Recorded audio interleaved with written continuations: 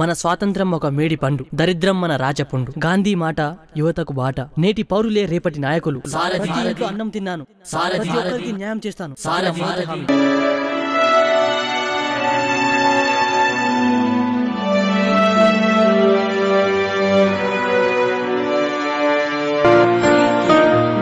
న్యాయం కోసం కోర్టు మెట్లు ఎక్కడము కాదు,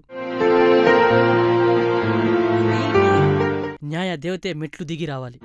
తీర్పు చెప్పవలసింది కోర్టులో కాదు, ఇంటి ముందు.